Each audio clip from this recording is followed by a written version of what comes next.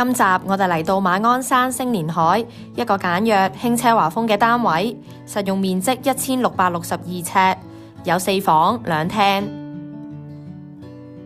玄關本身係長窄型，屋主希望可以望落闊落一啲，設計師將原本近大門嘅客廁拆咗，再將玄關同埋飯廳嘅牆身改造成為半高玻璃間隔，等下飯廳嘅光線可以引入玄關，進一步提升玄關嘅視覺空間感。屋主好鍾意招呼朋友，於是擺放咗呢張長凳，方便2至3個人同時換鞋。玄關嘅地板用咗6個型磚，可以用作點綴，仲可以劃分同飯廳嘅空間。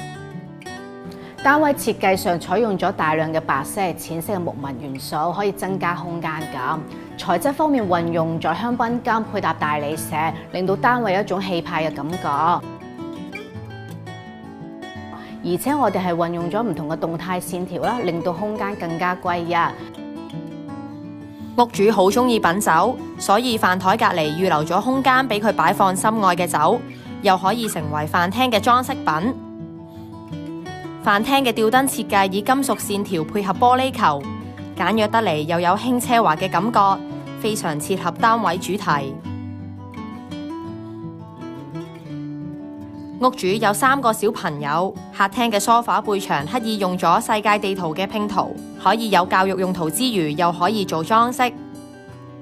客飯廳嘅另外一邊係房門嘅入口，旁邊做咗多個收納櫃，全部都用咗暗門嘅設計，可以保留特色牆嘅完整性。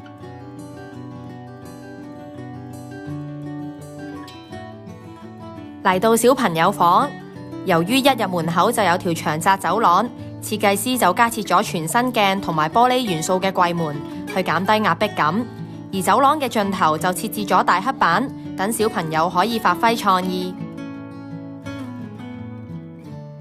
房間嘅主色係田園綠色，帶俾人舒適寧靜嘅感覺，再加上色彩繽紛嘅元素，可以增加趣味性。考慮到安全嘅問題，房間嘅唔同角落都加入咗圓角，去減低受傷嘅機會。而圍欄嘅設計仲可以呼應田園嘅主題。設計師喺梯級同埋床下嘅位置都加入咗儲物櫃，善用空間之餘，仲可以方便小朋友隨手就拎到。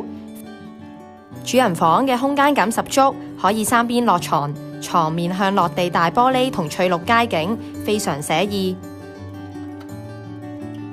考慮到屋主夫妻嘅作息時間唔一樣，床同埋書台中間做咗一塊金絲玻璃屏風，仲喺書台上方做咗一盞吊燈，咁就唔怕阻住另外一半休息。